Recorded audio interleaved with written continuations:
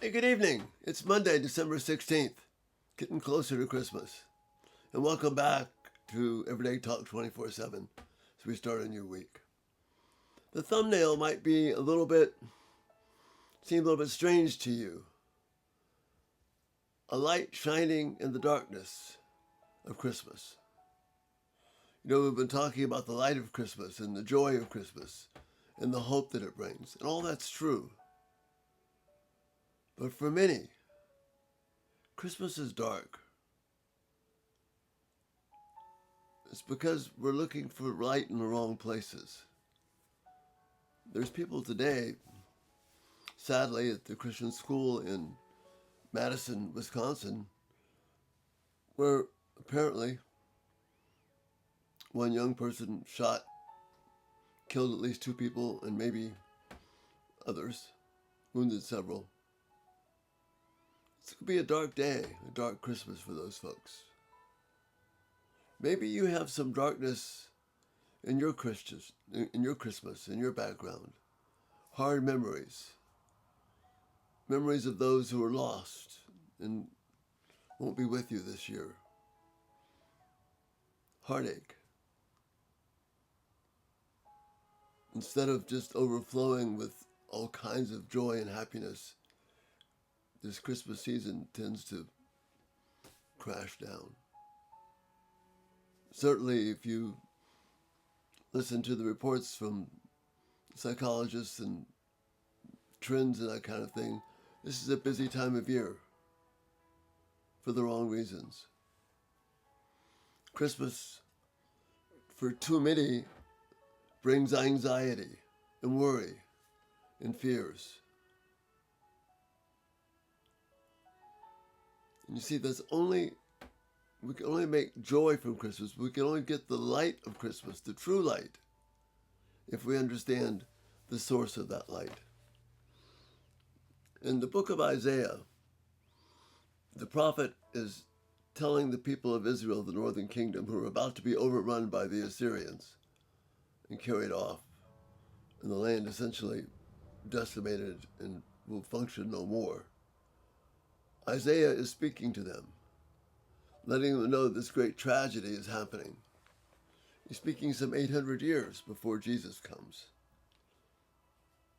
But he says this in chapter 9. I'm going to spend 2 nights on this. This is the first tonight. We're going to look at the first 5 verses tonight. Nevertheless, that time of darkness and despair will not go on forever. See, there's a message of hope here. If you're facing darkness and despair, it will not go on forever. The land of Zebulun and Naphtali, those are tribes in the northern kingdom. They will be humbled. But there will be a time in the future where Gentiles, the Galilee of the Gentiles, which lies along the road that runs between the Jordan and the sea, will be filled with glory. Again, what glory is he talking about? He's talking about when the angels come to the shepherd and glory explodes across the night sky. And then Isaiah says, the people who walk in darkness will see a great light. For those who live in a land of deep darkness, a light will shine. See, maybe you're not, but many of us, we're living now in that land of deep darkness, trying to make sense of all that's not working in life. Isaiah says, for those who live in that land of deep darkness, a light will shine. You will enlarge the nations of Israel, and the people will rejoice, talking about what God's faithfulness will do. They will rejoice before you, as people rejoice at the harvest, like warriors dividing the plunder. For you will break the yoke of their slavery and lift the heavy burden from their shoulders. See, many of the Jews in the time of Jesus thought this meant breaking the yoke of the Romans. No, it's talking about breaking the yoke of sin and the heaviness of sin that weighs down upon us.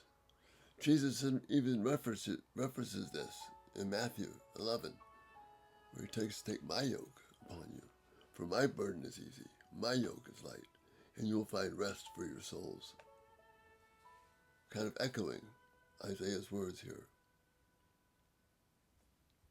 You will break the oppressor's rod, just as you did when you destroyed the army of Midian, talking about victories in the past. The boots of the warrior and the uniforms bloodstained by war will be burned, and they will be fuel for the fire. See, he's giving hope here. These dark days, these dark Christmas days for many, they will not go on forever. For those who live in the land of deep darkness, a light will shine. For those who live in the land of the darkness of Christmas, the light will shine. What is the source of your light? What is the source of your hope? It must be, brothers and sisters, not the things of this world, but the promise that your angels gave to the shepherds. Peace will come. We can experience it now. We experience it in eternity. But we can know it now. That light that shines in the darkness. Hang on to it. Be encouraged by it. Jesus breaks the light of the darkness of Christmas and gives us the true light of knowing him. And that's the thought for this night. Thank you for being here. Thank you for your thoughts. Anything I can do to encourage you this Christmas season, please let me know and comment. Send me directly through the website. Again, thank you for the honor of being with you every day. And Lord willing, we'll see you tomorrow. That light, it really does shine. Good night.